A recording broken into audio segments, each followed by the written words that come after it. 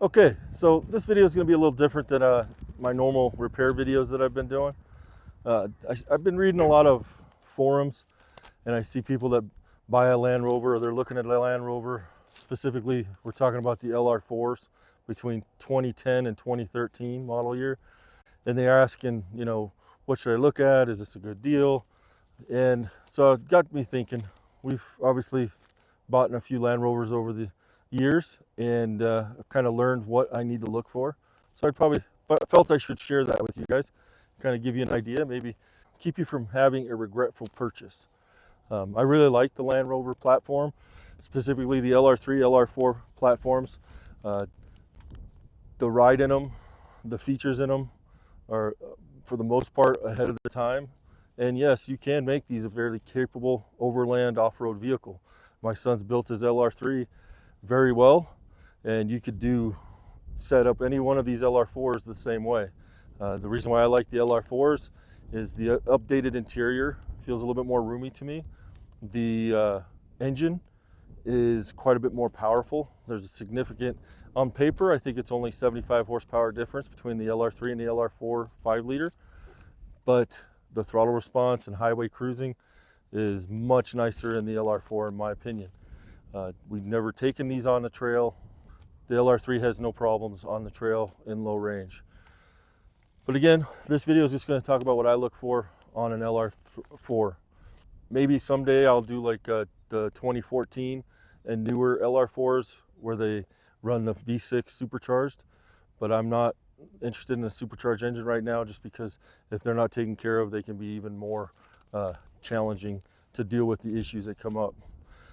With that being said, what I find the biggest issue with these vehicles is the maintenance. We've had vehicles, this particular one has 200,000 miles, no signs of sludge at all.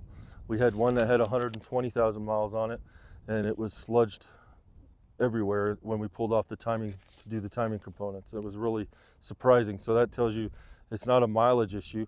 This one had its original chains at 200,000 miles. We went ahead and updated them.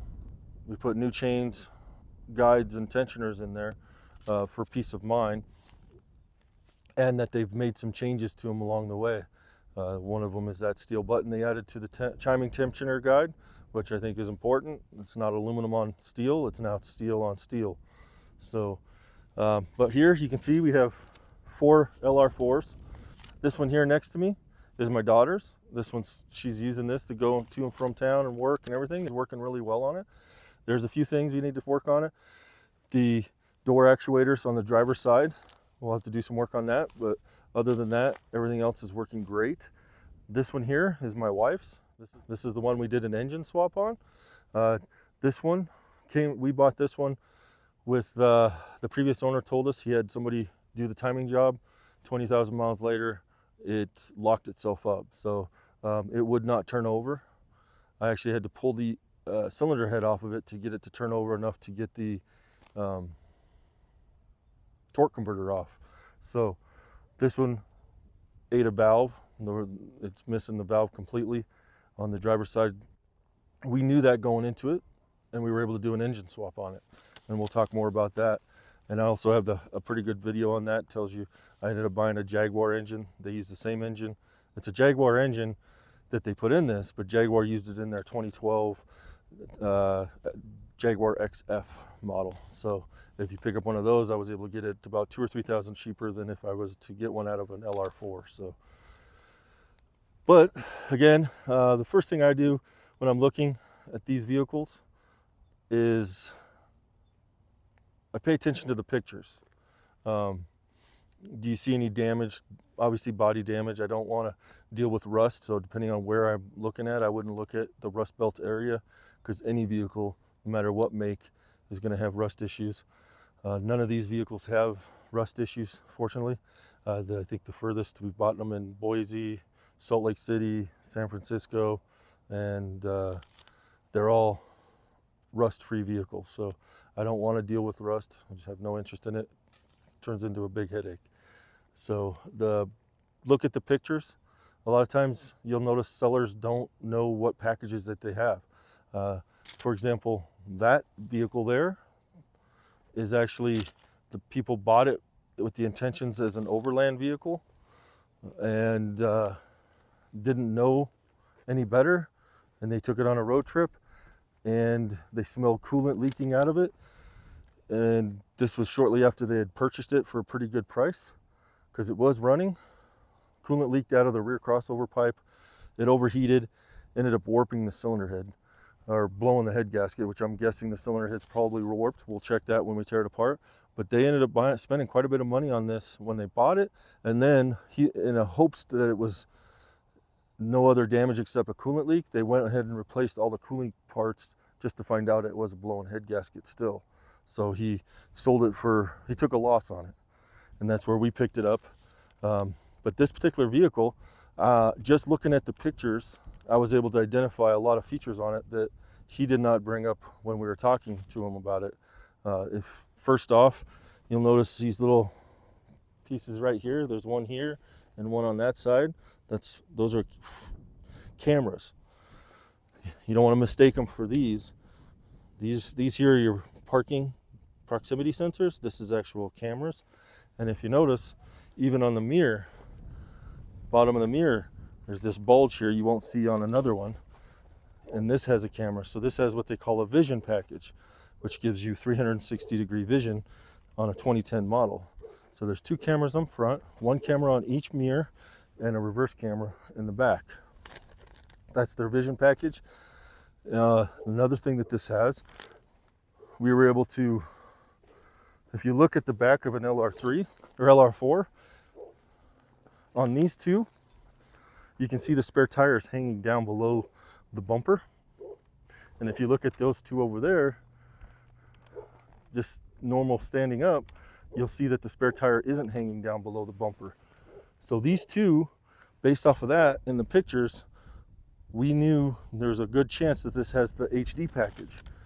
The HD package includes factory full-size spare tire, matching spare tire, and locking rear differential.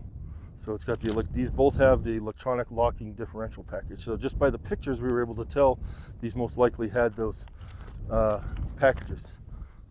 So when I spoke with the seller on this one, he had no idea that this had the vision package or the HD package. Another nice thing about this one, it also has dual headrest DVD players in it, which I bought this for my wife because this is a Lux package. So it's HSE Lux with the headrest DVDs, the vision package, and a locking rear axle. So this is great. This is a perfect setup for her for long trips, for the kids. We'll see. Right now she's still in love with her other black one. Once I get this one going, we'll see if she changes her mind. We might keep this and sell that one, but otherwise we're thinking about maybe turning this into an overlander. Now with that being said, the seller didn't know about these packages that it had, but he also didn't disclose other issues which you want to look at. Anytime you're looking at a LR3 or LR4, you want to look at the glass sunroof. You don't want to just assume it's okay. So up here, you want to climb up some way and check the glass roof. This one is perfect. You're looking for cracks. You don't want to get up there and find this. It might not turn out on the camera, but as you can see, it's got strips of window film tint on it. But this thing has probably 100 cracks going through it. I negotiated this vehicle because it was remote. It was about 9-10 hours away from us without looking at it. That was a risk I was willing to take because I knew what packages it had on it, and it was a good deal. We paid $1,800 for this one. I think that's a good deal. The interior is in nice shape. It's got all the packages that we want. And really, I think it'll make a great video on how to replace the glass sunroof. I did price it out. I can get a glass sunroof from a Land Rover dealer for about $1,200, and then we'll install it ourselves. So shouldn't be too bad. But you want to pay attention to that, because the worst thing you want to do is not realize it, and then you wash it for the first time and find all these cracks in it. Because sometimes the cracks may be not lined up with the sunroofs inside, so you'd want to look from the top. you'll see a lot of vehicles advertised as HSE Lux, and they're not Lux. So two easy ways to tell if they're Lux. Sometimes you can tell by the leather itself. A Lux will have softer leather, and the regular HSE has more of a vinyl feel to it. Sometimes that's hard to tell in the pictures, but if you look at the driver's door, you'll see memory seating. Only HSE Lux packages has those memory seating. So that's a good way to tell. And another way to tell is if you look on your very rear pillar, you'll see a speaker back there. The HSE Lux has that rear speakers. The regular HSE does not. So those are two possible ways to tell: the memory seating, the rear speakers, and another feature is on the steering column, the adjustments are actually electronic. So the tilt and telescoping is electronic versus manual. You won't be able to see that on this side.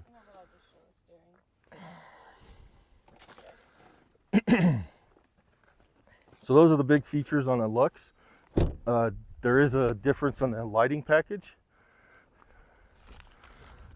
Every LR4 will have this little LED daytime running light type look to it, but not all of them will have the bulbs.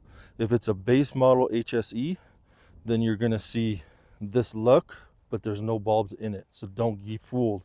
All these Land Rovers here has the updated lighting package, so it has a high intensity discharge light plus the little LED strip.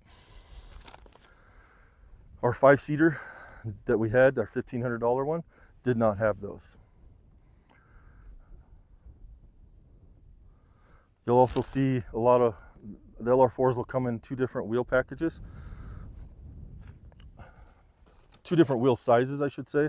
There's a couple different wheel looks to them. This is the standard wheel is a 19-inch, and then this one here actually has the upgraded 20-inch wheels. So if that matters to you, I'm probably going to get rid of the 20s and go down to a 19 or 18-inch wheel. And then our far one over there is a blue one. This one over here has a different style wheel.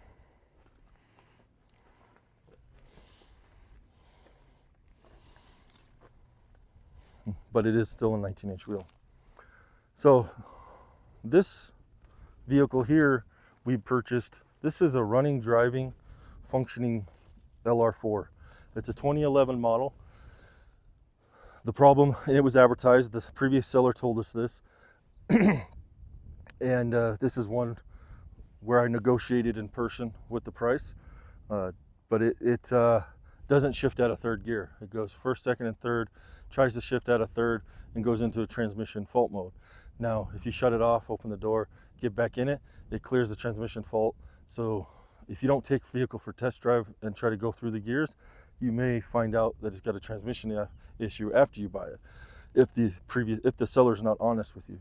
Fortunately, the seller told us about it. I knew it. We chose to pick this up because I had an extra transmission in my shop.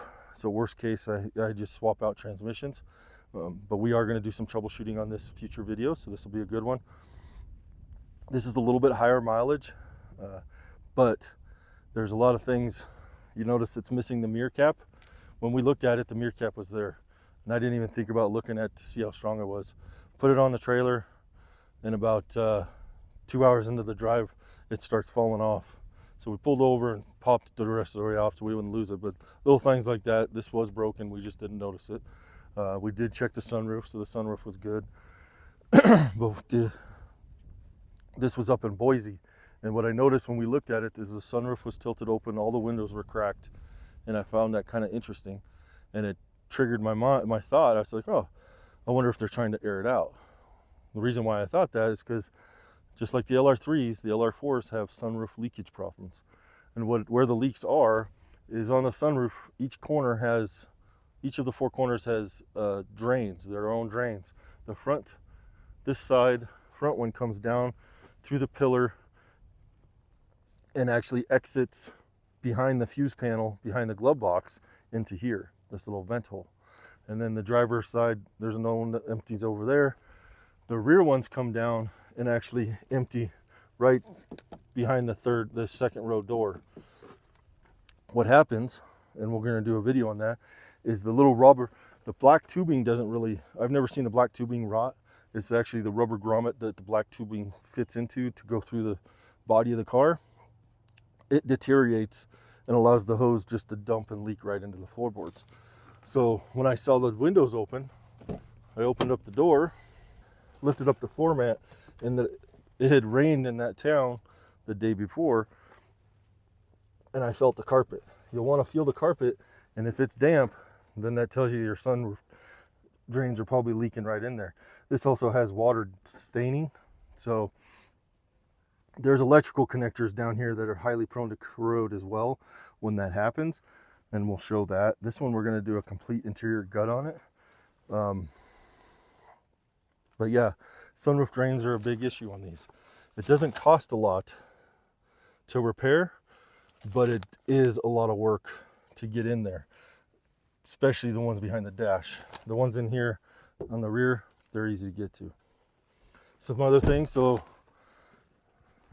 you want to prepare yourself for the unexpected. You want to budget that when you're negotiating these prices. What I found was I think worst case scenario. Okay, transmission doesn't ship at a third. It could be something simple like a $30 seal kit. Could be a solenoid kit, which is about $200 to $300 depending on where you get it. Or it could be a mechanical failure of the transmission. I don't know, so I'm going to price something worst case scenario. So I expected to have to spend $500 to $700 on a replacement transmission when I negotiate the price. This one, we knew it needed a new engine. It was locked up. The seller was completely honest with us, and I went and looked and seen how much a new engine is, or a used engine, and I was able to budget for that. This one we paid $1,500 for, not running. This one we paid $2,000 for. I was trying to get to $1,800 on it, but they were a nice couple, so I felt okay with doing with $2,000. But it does need a lot of little things. The wheels, luckily I have a set of wheels to go on this because these are all peeling. I'm gonna have to fix this. About a week after we got it, the front fans quit working, so we're gonna have to deal with that. Like I said, the sunroof drains are leaking. So it's mostly man hours. We have a parts Land Rover where that'll fix a lot of these. This was missing skid plates, so if you can, try to look underneath there, get skid plates. But my biggest and probably most important message is plan for the unknown. Because when we got this back to the house, I put it in the shop, got it lifted up on jack stands, got underneath it, and found even more things missing. So it's missing both front skid plates, all the bolts. It's missing one of the brackets that holds the front sway bar on, which I don't know how you lose that. It's missing some engine covers, and that's just the start of it. We know it's missing some other things, so we're going to prepare for it. We still budgeted okay, but that's just an example. You never know until you get into it. Look under the hood and make sure all your covers are there. You should have a cover here, you should have a cover here, and there's actually a cover that goes over the battery compartment. If it's missing, it's not a big deal, but that's the kind of things, maybe they left it in their garage, so you ask them, do you have that cover? It's just another negotiating tool. But this, just lift up on it, pull it back, and look around. And this one. Okay, another thing you want to pay attention to is missing trim pieces. Now, this can be really frustrating. You don't think about it when you're picking up the vehicle, but one of the big ones that's going to be missing is this one right here. This is the cover that covers up your recovery point for the front, and if it broke down and had to be towed, they'd had to take that off. As you can see here, there's your recovery point for the front. It's fine if it's not on there, but hopefully they have it somewhere, so ask them for it. There's also one for the back bumper where the trailer hitch is. I'll show you guys that. Okay, so this is the rear recovery point. Now this has the HD package, which gives you the bigger tire and locking rear differential, but it doesn't have the tow package. You can put a tow package on here, either a third-party like a U-Haul hitch, or buy the Land Rover one, and then you just got to deal with wiring. If it had the tow package on it, it'll be like this black one over here. And this is the factory tow package. And you'll see the 2 connectors here. So everything's in there. And this is where your computer is actually programmed to control the trailer brakes and control trailer sway. So it's a good package to have, but see if you have the cover here. And if it has a trailer hitch, see if they have the key to it. Most people, I've never found anybody that still has the key, and it costs money to get these rekeyed. So keep that in mind. And then while we're talking about keys, see if you have the luggage rack cross rails, these have a key lock on them as well. See if they have the key for that. Because it's just added less frustration later on down the road when you're trying to either remove them or adjust them. Another thing you want to do is actually function the front sunroof. Your second and third row sunroofs that's just one solid glass panel. Those don't function. But this one is a functioning one. You want to have it open and close completely just to make sure none of your tracks are broken. One of my son's LR3s that he bought, they actually had a broken track. It's not inexpensive. We ended up buying a complete assembly from a junkyard for $100, but you do have to completely drop your headliner out and replace that. So it's a lot of man hours, and it's a good negotiating point. So I think that covers most of the visuals that you're going to check on. Now we'll talk about questions to ask and things that I see online.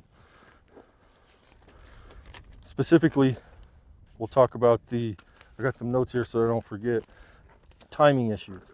So there's a couple things. The 5-liter is plagued with timing issues, mainly because the design, they have a steel button pushing against an aluminum guide. It wore down the aluminum quicker and created chain slack. Now you combine that with chain stretch, because I'm positive those chains are stretching. So you'll see somebody, like when I bought this one, I asked them, it was out of Salt Lake. I asked them before we went out there, we negotiated on the price, and I even asked them, do you know if the timing chains have been done? And he said, oh no, I had a mechanic look at them. He says they're good to go. Okay, 200,000 miles. I know there's no way to go. There's some videos on YouTube where you can look down the oil fill cap and check the chain. That all depends on where the engine stopped turning at the time, and you're only checking half of it. I showed a video. We did the $1,500 Land Rover. That chain on the driver's side was super tight, nice and good, but the chain on the other side, passenger side, which you can't inspect, was loose, and it actually had part of the guide broken off. So if they don't have receipts showing that the timing has been done, don't take anybody's word on it. You need to, if you're going to pay somebody to do it, you got to account for that. If you're going to do it, you need to at least, I'd say $1,500 you have to budget for your timing parts and tools that are going to be needed. And that also includes the cooling system. These have plastic crossover pipes on the rear. It's a heater crossover pipe, goes between the 2 cylinder heads. That's plastic, is prone to leak. If it has 100,000 miles or more and hasn't been replaced, I plan on replacing it. There is a company that started making an aluminum one, so I might try that on one of these in my next build. There's also a pipe that comes out of the front of the engine, and it goes over to the thermostat housing and water pump. That is made out of plastic, and that one's prone to leak. And then there's a plastic pipe between the water pump and the oil cooler, engine oil cooler, that it's got an O-ring on there that deforms and it tends to leak. So when I do a timing job, I plan to replace all that when I do it. And you need to budget for it. Don't take, if somebody tells you the mechanic looked at it and said the timing good, I wouldn't trust, even if he's a mechanic telling you, I wouldn't trust that mechanic, because there's no way to truly inspect it without pulling everything off the front and seeing the tensioners and the guides, because the guides don't break at the top, they break at the bottom. And if somebody's going to go through all that work to inspect the timing, the labor that you would pay somebody to do that, it would be beneficial to have them replace the timing components anyways. So that's my speech on timing. Don't be surprised by timing. It's not a big deal. There's some good videos. I've done some videos on them as well, on doing timing on them. You will need some special tools. I bought Amazon special tools, so I spent about $250 on special tools for the timing, and they'll work for anybody that would do it. They had some modifications we had to do, and I'm going to do a video on that, but they did work. But there's some key points you need to take your time to do it, and you'll have a success with it. But it will need to be done. Even a vehicle, our parts vehicle, has 89,000 miles on it, and the timing had to be done on it before, I think, like at 80,000. So it's really dependent on oil quality, oil change intervals. Land Rover likes to sell extended oil change intervals, and there's people out there that believe and swear by them, and I think they're good if you're doing high quality oil and filter and doing an oil analysis on a regular basis. I run a high quality oil and filter, and I change it every 5,000. I don't want to measure. I don't want to send samples off. It just seems like a headache and an extra cost. I'd rather have a peace of mind. And I think that's one of the big causes of timing problems with these engines is poor quality oil, because you'll see wear on components that there shouldn't be anywhere. So if you can get service records, it's great, but they don't always tell the whole picture. And if it's going to Land Rover for the services, they're going to do extended oil changes probably. So keep that in mind. Again, I've seen lower mileage engines with sludging problems and mechanical failures, and a higher mileage engine that has no sludging and had no mechanical issues. So we covered the cooling system leaks. When you do this timing job, you got to remove the water pump. You don't have to, but it's best to get the best access to it. So if you're going to be removing the water pump, I replaced the water pump and the fitting between it, because they came up with an updated seal for it. That way you don't have to worry about it. So cooling system issues, thermostats can get stuck open or stuck closed. If they're stuck open, it's not an issue. If they're stuck closed, you're going to overheat. Coolant leaks from rear crossover pipe, front distribution pipe, and water pump connection. So I end up replacing water pump and the connectors with that, the thermostat and thermostat housing, the front coolant distribution pipe, and the rear crossover pipe. Supercharged Range Rovers, there's a company that makes aluminum pieces to replace that. I have yet to find anybody that makes an aluminum front one, and again, only the rear one is being made. So keep that in mind. The coolant temperature light on these dashes pretty much stay normal until it's too late, when it tells you it's overheated. If you get an alarm on you'll get an alarm on your dash that coolant reservoir tank is empty. As soon as you get that, you need to pull over and shut it down as soon as safely possible, because it's just a matter of time that it's going to overheat. Your temperature gauge may read fine, and you keep driving it, and then it's going to go to red instantly, and you're going to be overheated, and you probably got damage to the head gaskets. And that's what happens, is most likely your rear coolant pipe gives out, starts leaking coolant, and it may be a slow leak at first where you're just adding coolant every time you take it for a drive, or it may be a complete gusher where it's just pouring off the back of the transmission. Either way, you want to get it addressed as soon as possible. And you do have to remove the intake manifold. It's not a terrible job. It's definitely functional. You just take your time. Some tight places to get into some screws, but yeah, it's better than the alternative, which is warping a cylinder head, worst case, and having to get a whole new engine. So that's your coolant challenges you're gonna have to deal with. Again, by the time your dash temperature gauge tells you it's overheated, the damage is already done most likely. So don't trust that.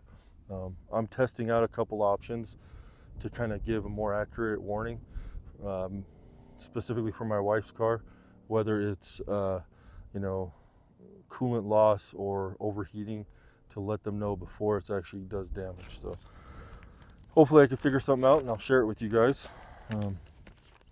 This particular vehicle, we picked it up from a Land Rover dealership. The mechanic shop towed it out right in front of my trailer. We winched it on, and it wasn't even running at the time. We were told it just needed an air pump for the suspension and it'd be fine, which was kind of strange. It was on bump stops, and when they pulled it up in front of us, in front of our trailer, it was leaking oil out of the front of the engine. So this was actually my first LR4 that I bought. This is my daughter's. So what we ended up finding out was it was leaking both at the front main seal, which we were going to do timing work to it, so I wasn't worried. You got to replace that, and what they call the vacuum pump. The vacuum pump's mounted on the high pressure fuel pump camshaft that's driven by that. It's down on the front of the engine and it's prone to leaking. And the replacement pump, they changed the design of it, so when you buy that pump, you're gonna have to buy 2 bolts. And I have a video on that. It gives you the part numbers for it. But that's gonna, if you see a bunch of oil leaking, don't panic. If it's on the front of the engine, the front main seal is easy to replace when you do the timing, and that vacuum pump is what leaks the most. So you can actually change that. You'll lose about 1.5 quarts, 2 quarts of oil when you change it out. So do it on an oil change. But yeah, this thing was dripping oil out. So something to keep in mind, that vacuum pump operates your power brakes. So another thing, PCV valve, the diaphragms on the valve cover, which is on the passenger side, they can get brittle. They're just rubber and they start leaking, and you'll find out one of the symptoms is puking out white smoke out of the exhaust. Now, this vehicle runs, this black one with the blown head gaskets, it actually runs and it blows white smoke out, but you can smell the sweet coolant in it. If it's got the diaphragm and it's blowing, that's worn out on the PCV and it's puking out white smoke, you'll find that it just, it's a white smoke, but it doesn't have a smell to it. It doesn't smell like antifreeze. So don't panic if you have that. Those you can buy, I think it's like $20, $30 on Amazon. You can change them out fairly easy. Blowing head gaskets. If they're selling a vehicle for blowing head gaskets, I see a lot of them. It's most likely because it overheated on these particular engines. If it's overheated so much that it's blowing head gaskets, you might get lucky and just replace head gaskets, but I would budget for having to replace the whole engine, or at least getting new cylinder heads, because the chances are just blowing the head gaskets is slim. Most likely it got so hot it warped the cylinder head and blew the head gasket out. So keep that in mind. You can have a slow coolant leak, and I'll show a picture of how to test for that. You may not get smoke out of there. If it's a running driving vehicle and they're selling it and you're paying a fairly good dollar, you're not buying it as a fixer-upper, and you notice a coolant jug in the back, start thinking about possible coolant issues, right? So it's either leaking it or it might be consuming it. We had an LR3 that had a coolant leak, but it wouldn't, we didn't know where the coolant was going. It wasn't smoking out of the tailpipe. So what we ended up doing is getting a combustion gas leak detector, and you just run your engine, and then you put this, we got a video on it, I'll insert it into this one. You just test the coolant reservoir and it'll check for any combustion, because you can have 2 types of head gasket failures, where coolant's getting pushed out through the exhaust, or pressure from the cylinder heads is pushing into the cooling system. So those are 2 options that could happen, and sometimes neither one is very obvious. But if you're getting pressure going into the cooling system, you're going to have combustion gases, and that's what this test shows you. Air suspension. So these all came with factory air suspension. You'll notice this one, it's sitting a lot lower. This one's sitting on its bump stops. Now, most likely it's sitting on its bump stops because it hasn't ran in over a year. So I wouldn't be so worried that there's an air suspension problem, but if you're looking at it, consider there could be an air suspension problem. This is sitting on its bump stops. These are all sitting at normal ride height. I like air suspension. I think this one has 200,000 miles on it, has its original air struts in the back. On average, from what I've read, these air struts last about 150,000 miles, which I think is pretty good. I think you'll get more life out of your air suspension if it's used. If you're going down into access height every once in a while, going into off-road height every once in a while, not just keeping it normal height. Because then the rubber is stretched and flexed, constantly moving. It doesn't create flat spots or cracks. But air suspension, some things that can go wrong. Obviously an airbag can leak. This one, they told the Land Rover dealership, supposedly told the previous owner that it needed an air pump. They wanted to charge them, I think it was like $600 for the pump and $1,000 to install it. We got it home, and what we found, it was pretty obvious. It was the pump was running and we could hear air leaking out of here, and this air line actually for this wheel was busted in like 2 or 3 places. I used some cheap little plastic couplers, coupled the line together, and that suspension's been working great. We did end up replacing the entire line recently because those couplers don't like the heat, but at least it got us to where we could test the system. So it never needed a pump. It didn't need anything except a new air line, which I got off of our parts Land Rover. So keep that in mind. The pumps, my wife's compressor, the dryer, it's got a dryer media in it.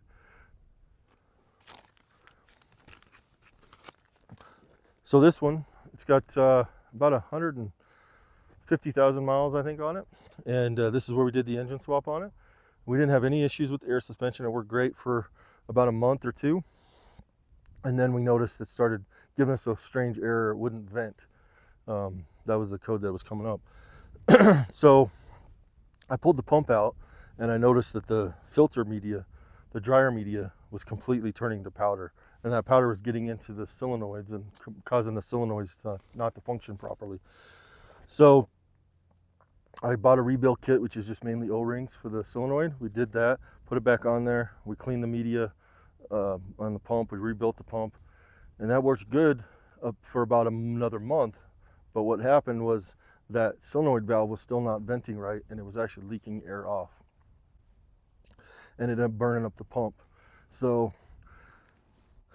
we took the pump off the spare one and swapped it out, and then put a new solenoid valve off the spare one as well. So fortunately, we were able to fix that.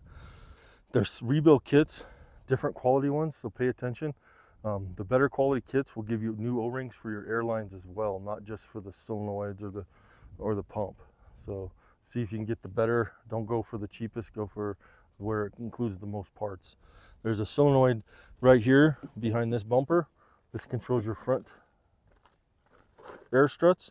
There's one on the driver's side rear suspension that controls the 2 back, and then there's a compressor underneath the driver's side and the tank and another solenoid valve. That's basically makes up your air suspension and what could fail, other than having a damaged airline, which that's the only vehicle I've seen where the airline was damaged. So it's pretty straightforward. I think the air suspension is what makes these vehicles so nice. You can have a nice handling vehicle on the highway, and if you want to go off-road, you just flip a switch and it gives you that extra clearance. Or if you just need extra clearance because you're doing something or going somewhere that you normally don't do. So I like the air suspension. So you'll see some vehicles that have a coil conversion. You'll read forums, they say, oh, it's the best way to go is to do a coil conversion. I just wouldn't do that. That's one of the reasons why I buy these. I like them, is because of that.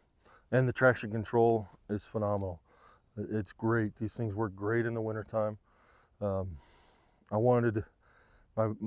wife's not used to driving in winter weather before we moved here. So I wanted a vehicle that she didn't have to flip any switches, turn any dials. The vehicle could figure out when it needed to do what it needed to do. So I'm confident she could leave this in normal mode. She doesn't have to put it in snow mode, and it'll deliver the best traction she can get. That and nice tires that we run, we don't have to worry about my wife going out in a snowstorm. So, All right, let me just double check my notes here. Some of the other things you're going to find that's common on these Land Rovers, LR4s. If you can test drive it, you want to test drive it and try to hit some bumps. There's the lower control arm bushings on the front tend to get worn out. They're fluid filled. They have an oil that's in there, and over time the rubber breaks down and it leaks out the fluid and it gets movement. So where I've noticed it is you don't hear it, but you feel it. You'll feel it through the floorboard. My daughters, you could feel it through the steering wheel. So keep that in mind. I think we just did this one and they're about $120 a piece for the control arm, new bushings already installed, and a new ball joint. So keep that. There's other ways you can go. You can replace just the bushing. That's up to you. There's a lot of work. There's some videos out there. I don't see much value in it. The polyurethane, from what I've read, doesn't last much longer, if as long as the factory one. So lower control arm bushings, brake rotor warpage. So again, if you can test drive it to where you have to do some stopping and going and see if you'll. I think there's only one vehicle, my wife's vehicle here, that we hadn't had to replace the brake rotors on it. Every other one, when you sit there, it's pulsating and feels like it's grinding going when you put on the brakes. So keep that in mind. It's easy to change the brake pads and rotors, so I don't stress about it. But if you can't test drive it, keep that in mind. You may have to buy new rotors. Sunroof drains, we covered that. You know, I'm expecting to have to do it to the vehicles that we haven't done yet, but you know, keep that in mind. It will need to get done eventually. One other thing that could be is the rear drive line. So this has a support bearing on the rear drive line. It's about midway between the transfer case and the rear differential. And it's basically a bearing surrounded by rubber, and the rubber suspends that bearing and kind of eliminates vibration. That rubber breaks down, and you can either buy a cheap generic driveline that comes with the bearing already installed, which I've heard doesn't last very good. You can buy a replacement bearing for that, or you can spend the ridiculous amount of money that Land Rover wants for a new driveline, but they sell the complete thing. They don't sell just the bearing. I've replaced the bearing on I think 2 of these vehicles. Mainly there's a heat shield on there, so you can't visually check it. So you either need to take it for a test drive, and if you feel a vibration in the center tunnel area underneath the center console, could be that driveline. Otherwise you won't know until you get it home and you pull that shield off and you move that driveline and see if it's broken down. So keep that in mind. But I think that's covers most of it. I'm sure there's other things that other people have experienced, so feel free to leave that in the comments. One thing I do want to say is a Land Rover isn't for anybody. What I would say, if you plan to do the work yourself, jump on board. It's fun. They're a great vehicle. Parts are not ridiculously expensive compared to any other Ford or Chevy. Availability's been fairly good for the parts. Now I'm talking specifically about these LR4s here. Just know what you're getting into. If you're not going to do the work and you're going to pay somebody else to do it, think about how much you're going to be paying that person. If your most independent shops charge a good amount to work on a Land Rover, I don't know why, and the quality of work is no better, but they charge a premium. So if you take it to a Land Rover dealership, they're going to charge a ridiculous amount at an hourly rate, and their quality work is no better. So I've been actually surprised on some of these Land Rover mechanics, the work that I've seen. So be cautious. Like I said, if you don't plan on doing the work yourself, plan on having deep pockets to pay somebody to do it, because for some reason people charge a premium to work on these vehicles. I don't think it's warranted. It kind of disgusts me, but it is what it is. But if you're willing to watch some YouTube videos and figure it out yourself and collect some tools, you're going to need a scanner. I've done some videos with some different scanners, but I'm going to do I have 3 different scanners that I've used on these Land Rovers. They vary widely in price, but I'll do a video. There's one other one that I want to look at, and it's a gap tool, and basically it's a dongle you put in there and you use your phone app, and you can do quite a bit of work. You can actually do, I think, more things with that than you can with any of the scanners that I have. So that's my next big thing I want to try, is using that, and then I'll do a video comparing all 4 scanners and diagnostic tools. But you will need something to at the bare minimum read codes and hopefully read live data, because you want to be able to watch your temperature. When you do a cooling system on this, whether you're draining the cooling system on the timing or doing the cooling system repair, you have to get all the air out of the system. And even with my tool that I have that puts the suction on the system and then draws in the coolant, it gets a lot of that air out, but it doesn't get it all out. So you need to be able to watch that coolant temperature from a scan tool, because it's the rule. It's not what you see on your dash gauge. It's actually the temperature reading from the PCM. And you want to watch that so you can make sure it doesn't overheat. And worst case, if it starts getting up to like 205 degrees, you can shut it down, let it sit for a little bit and burp, and then start it again, and that usually gets that less little air bubble out. But without that, you run the risk of ruining your vehicle. So some type of scanner that can give you read codes and read live data and give it to you. So that'd be the bare minimum. And then you will need some special tools to do timing jobs. I think that's the biggest thing. So those that might be curious, if you gain extra storage with a 5-seater versus a 7-seater, you really don't. This is what underneath the floorboard looks like in a 5-seater. This big styrofoam setup here. So I guess you could, if you wanted to, cut it out. But that is what you see here. There's 2 little floorboards that sit on top of this, but I wouldn't say you gain any significant usable space going from a 7-seater to a 5-seater. I think that's it. They're a great vehicle. Just know what you're getting into and budget when you go to do the negotiation. I'd hate to see somebody pay $10,000 for one of these and there's no history of timing work, coolant work, or any other services done on it, because you're going to spend another couple $1,000s on those things. So, and I think that's what gives these a bad reputation. Other than that, if I miss anything, leave a comment down below. I hope this helps somebody out there. Got any questions? Reach out to me. Thanks for watching, and we'll see you on the next one.